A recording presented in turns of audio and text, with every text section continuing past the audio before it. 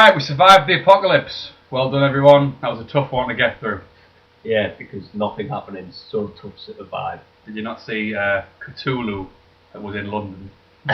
No, I haven't seen Cthulhu. This is the black hole in Australia. Really? Also known as... No, I won't say it. Did someone divide by 0? A little bit. Merry Christmas, everyone. Yeah, Merry Christmas. Welcome to the Christmas edition of When Harry Met Parry. Anyway, speaking of apocalypses, I was sort of hoping the zombies would invade. Yeah, me too. It would have made things a little more interesting. Now, me and Harry here have got a zombie survival plan. Bet your ass we have. And we'll let you on a little secret and tell you what it is. Our plan basically is to sit in Asda, and the Asda near our house has like treadmills. Well, it's not Escalators. It's like an escalator cum treadmill, like the love child of the two. Messed up. It has no father. It got abused. Bloody horrible. Anyway, sorry, I've got a cold if I'm coughing this episode. I'll take over. Yeah. Do you want me to take over? Yeah, go on. I'm Alright, to die. the basic plan. Oh, bloody hell. The basic plan for the... I'm dying. I think he's been infected. Herpes. I'm the original zombie, hello. The basic plan is that if we have all the escalators, going in reverse, the zombies shambling up them will fall back in time for him to shoot them, because he's quite a good shot. Yeah. And I can just stand at the top with a cricket bat and knock them all down if any get too close. Yes. Bloody right. Yeah, and we will be recruiting in the event of a zombie Watch apocalypse. this space. Yeah. Okay. So. Yeah, so happy Christmas. Yeah, Merry Christmas. Hope you all have a nice time. It's a wonderful time of the year. But remember, it's not all about the See, I asked you not to do that. He told me not to sing, otherwise he'd kill me. Well, now I'm going to have to. So if it's just Harry next time, you know what's happened. Please phone the police. Alright. Thank Okay. you. First thing we want to talk about, because it's a Christmas edition, thought I'd talk about a bit of a Christmas film. Rise of the Guardians. Sort of Christmassy. It's like the Mafia Santa Claus. It's a bit mental. It's the Disney Avengers. Although Disney did do Avengers, this is like Disney. Yeah, this is kids. Well, no, because Avengers was for kids, so... This is nursery Avengers. Yeah. We've got Santa, the Easter Bunny, Tooth Fairy, Jack Frost, and the Boogeyman, also known as Pitch Black. Pitch Black. Mess you up. Was that not a movie with Vin Diesel? Vin Diesel? Yeah, it's quite good. Which was absolute crap. I quite liked it. No, the second one, whatever. What was the second Chronicles of Riddick. Chronicles of Riddick was much better when, shit went down. Right. So there's a bit of an all-star cast for Rise of the Guardians. We had Alec Baldwin as, like... Alec Baldwin! He's sort of, I think he's, like, maybe... Well, he sounds Russian, but I'm not sure he is. I think he might be trying to be the traditional Santa sort of thing. I'm Vladimir Santor. Oh my god. Come to take you to the present camp. Oh my god. And then we had... Come here, children! Jude Law played Pitch Black, the Boogeyman. He was quite good in it, but, you know, he just used a very typical English accent for it, sort of, once again, making the English guy the bad guy. I think it's our voice. We don't like it. You know, just because we had Jimmy Savile doesn't mean we're all bad. Oh, too soon. And then we had Chris Pine, who, I forget what else he's been in, but he was pretty good in this. He's Jack Frost, so, you know, yeah. And then we had, I think it's Isla Fisher. Isla Fisher. An island with many fish. Sacha Baron Cohen's wife. Oh, I like Sacha Baron Cohen. There you go. But nice. Tooth Fairy. And Hugh Jackman was the Easter Bunny. He was pretty damn good, as usual. Can you just not die, please? I'm trying. Alright. If I'm honest. Next thing we want to talk about. New film coming out. Jack the Giant Killer. Again, just like Hansel and Gretel in the last episode, it's a modern spin on a classic fairy tale. With Ewan McGregor, isn't it? Ewan McGregor, he looks like he might be some sort of like... He's not the king, but might be sort of... A badass. Commander of the Guard type roles. Yeah. Alright, so he's... And it is literally giants versus humans. It's got the same guy starring in Warm Bodies, Nicholas Hoult, I think his name is.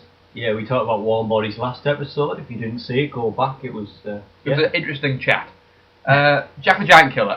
I don't know how... it looks good, but I'm thinking it might be a bit unbelievable because, you know, if you've got 50 feet tall giants how 6 feet tall men could have killed them. You know what I mean? Yeah, unless they're like super ninjas, so they can like jump up their backs and like. I don't know. It doesn't look like that. They all look like they've got armor on or something. So I don't know. Maybe They're going to be like jousting giants or something. Because I would love to see that. it'd be a good film. Yeah. Well, I guess we'll see, won't we? Do I've you know when got. that's out? Or? I don't. No? I'm sorry. Alright, we'll keep you updated if we can. I do know it's got another big name attached. Mr. Seymour Hoffman, I believe. I would love to see more Hoffman. We don't see enough Hoffman as it is. In fact, I don't think it is him. No? Might be Bill Nye. Bill who? Nye. Nye. Davy Jones from Pirates of the Caribbean. Davy Jones. Doesn't sound like that. Step into my locker. Was he paedophile? Right. No, cheers, mate. The next thing we want to talk about. If I'm in prison tomorrow because you've said that on here, I'm not going to be happy with You'll be you. in prison, so I'll be fine. So, alright. There's been a bit of a 4-part drama going on Sky Arts. Have you caught any of it? A Young Doctor's Notebook. No, I know of it though. It has Daniel Radcliffe. And John Hamm. Yes. 2 M's. Mr. Ham, Yes. really? Yes. Basically, John Hamm plays an older Daniel Radcliffe in the film. John Hamm is he's a doctor in Russia. I think it's sort of around. I am Vladimir, the doctor. Around the 20s, maybe. Because 1920s. all Russian people are called Vladimir. All right. And So wrestle he's bears. the boy who kills the bear. No. So basically, excuse me. It's John Hamm basically reading back through his notebook Yeah. from when he was a young doctor, and then it's sort of Daniel Radcliffe is almost showing these things as they happen. So Yeah. it's pretty good. He's very inexperienced. They sort of interact with each other and it looks quite nice. Yeah, it does. It's sort of like, I think the whole thing is as if the phrase, you know, if I knew then what I know now. For example, there's a scene where John Hamm won't let Daniel Radcliffe look at a textbook because it looks unprofessional. In fairness, he is in the middle of delivering a child. Just the insurance? Reassurance, that's the word. Just the reassurance you need. There is a very amusing scene in it where he's dealing with a woman whose husband has very, very bad syphilis. And he like just pops up from the woman and she goes, "It's an extraordinary sight." Take me a photo. It was horrible. But final part comes out next Thursday, depending on when you're hearing this. Yeah. I've seen 3 of the 4. It's based on, it's either a set of short stories or this man's actual diary. I'm not sure, but it's bloody good. So watch that. Is this something else that's based on real life? I think so. Like The Wizard of Oz? Parry believes The Wizard of Oz is a true story. Someone have some words with him, please. But it is though, right? You are why I drink. I can't cope. I've turned you to alcoholism. I can't cope. Right, I saw on the internet, and the internet never lies, that it's based on a true story. Therefore, I will spread the word. Stop shouting at the computer. It's scaring the internet. You've got me in rant mode now. Why have you written... Why have I written what? I have a list of things to talk about. Anthony has, without my knowledge, added AIDS to the list. Why did you do that? Don't know. It just seemed like the legit thing to talk about. Well, we're not going to talk about that. Are we not? You're right, we're not! Why not? Freddie Mercury died of it. That makes me sad. Oh, poor old Freddie. Avatar With his 2. huge teeth, looks like a horse.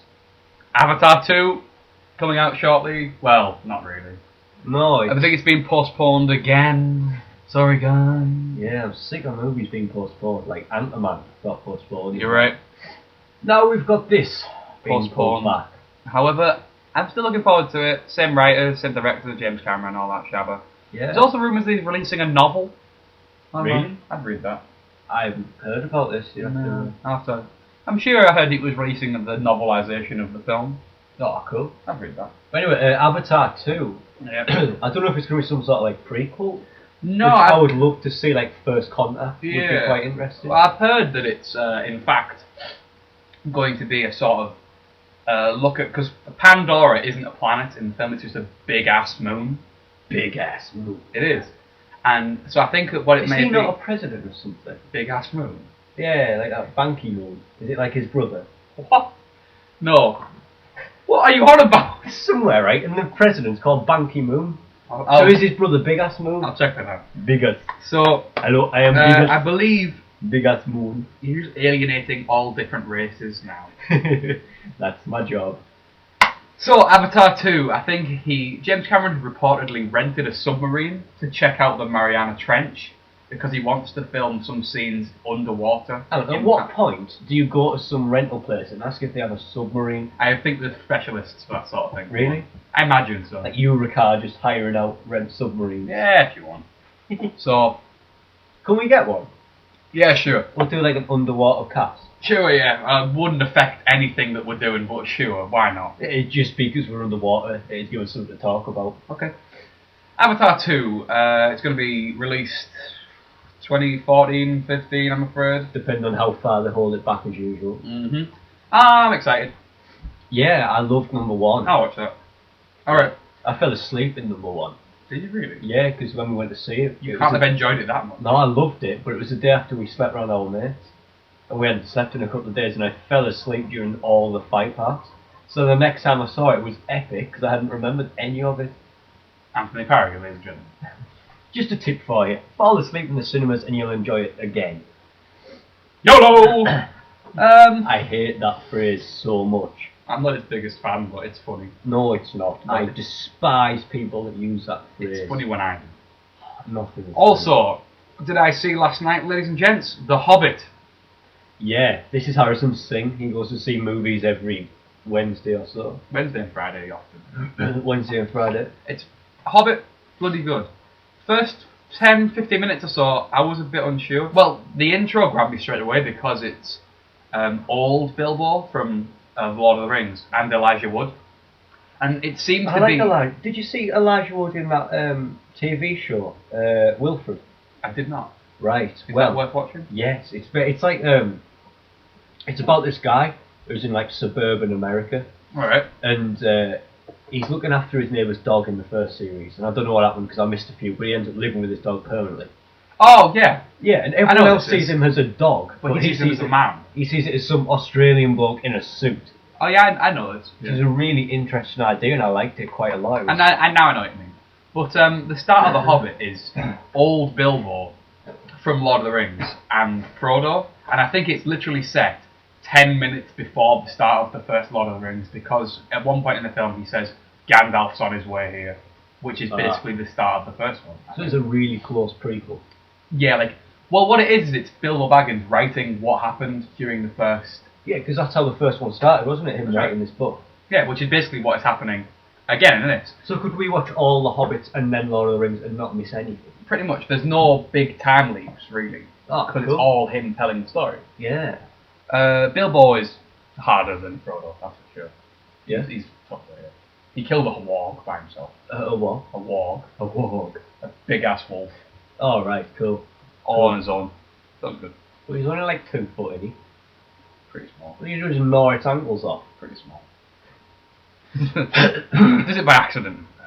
Gollum makes his return. Oh, Gollum! Bloody horrible. I love Gollum so much. I bet you do. So, I'd recommend watching The Hobbit. First 20 minutes or so, it's sort of very much, I was thinking, what is this going to be like? But I really actually did enjoy it. It was a little slow at the start, but it's pretty good. The dwarves are very fun. Yeah, I haven't seen it, but I've heard it's a lot more child-friendly. But it is and it isn't. Like, Right, there well, was some bits of it where I was thinking, if I had a child, I wouldn't bring him to see this. But only certain bits, like there were other bits where I was thinking, he would love that. Yeah. Like, so some fairly comedic bits. Apparently it's a lot less in-depth than Lord of the Rings. Like, Yeah, I would agree. you really have to concentrate on it to follow what's going on exactly. But with this one, it's a lot easier to follow. I'm going again, sorry. It's alright, I'll take over. I reckon it is probably a bit easier to follow. I'm not sure why that is. Do you know they're dragging it out into 3 films? Yeah, and it sort of stops on a dud note again. Like, It does. Well, it sort of stops at what you would literally think is like the end of a chapter. yeah. So but The Hobbit is one book, one fairly short book. Having read it, I know. Yeah. And Lord of the Rings is 3 massive books, which are made into 1 film each. So Yeah. I'm not sure what's going on here. There's a lot less content for them. But there is, which is why they've added things, and I don't know how I feel about that. Have they added things? Yeah, they've created a whole new character.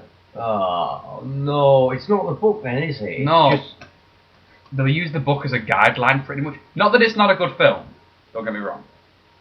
right. I don't know. Gonna leave that there, yeah? Yeah, move on. If you've seen The Hobbit or Lord of the Rings, let us know what you think. See you next week. Yeah, see you later. Bye! Thank you, Technoax, for the music once again. You've been bloody good. Yeah, cheers, baby. I'll see you later.